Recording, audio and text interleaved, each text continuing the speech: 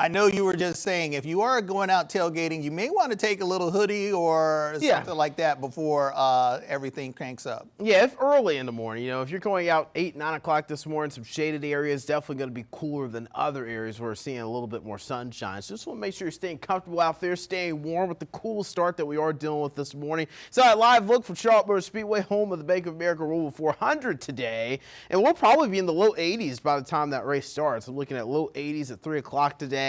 Probably dropping off towards the upper 70s around dinner. So halfway point probably around 5 o'clock, and then 7 o'clock we're back into the mid-70s. Now let's take you to Charlotte. Let's take you to Bank of America Stadium. Kickoff today for the Panthers-Dolphins game, 1 o'clock. We're looking at mid to upper 70s when the game starts. Comfortable start, getting into the lower 80s by the time the game wraps up there. Again, if you're not heading out to this game, you can watch it right here on Queen City News. Temperatures this morning starting in the 50s, 59 in Charlotte, 55 Concord, 51 Salisbury. We are at 42 in Boone, 46 Jefferson. So Ashe, Watauga County, Avery County, feeling the chill this morning on your Sunday. We've got mid to upper 70s, low 80s as we get out the door this afternoon. I'm expecting the mountains to get right around that 70-degree mark. So not going to be quite as chilly this afternoon for our friends in the high country. If you're maybe going on a hike and trying to view some of the colors there, starting to pop in a few areas in the high country. Lows tonight dropping into the 50s and low 60s, so we'll start the day off tomorrow morning cool and comfortable for the kiddos at the bus stop and for you as you head to work.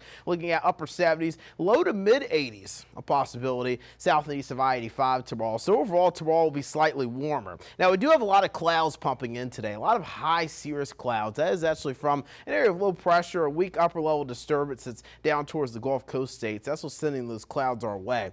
It's not going to be a tropical system or anything like that, but some heavy rain for our Gulf Coast friends. And then as you get further west, here's our rainmaker. This will come on Wednesday. It's a cold front that's surging through the Dakotas and the Rockies right now. That's what's going to be heading our way for Tuesday and into Wednesday. So here's a look at Tuesday afternoon. Here comes the front. It's rolling through the Ohio Valley. That cold front arrives in the mountains late Tuesday into Wednesday. So late Tuesday into Wednesday could be tracking showers for the mountains.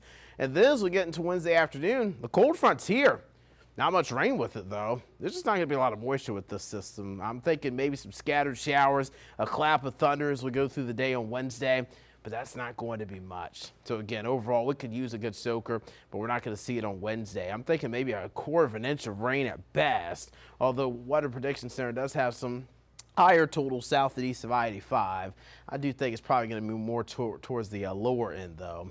Maybe a quarter of an inch of rain at best. Here's a look at that drought monitor. Again, abnormally dry conditions are pretty much filling into all of the Queen City News viewing area.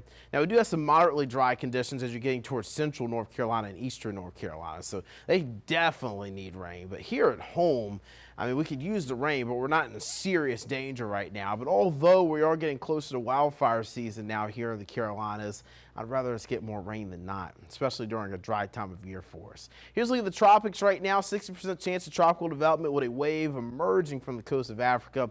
I'm not concerned about that at this time. Still 10 to 14 days out from any chance of it being an impact to the U.S. And right now, I am seeing signs that this may be recurving back out to sea here as we go into next week. But it's something we'll keep an eye on, something we'll monitor over the next week or two. Don't want to give anybody false hope or anything like that, but just know that it takes a little bit for the models to really hone in on those waves as they're coming off the coast of Africa. So we'll keep you updated on that.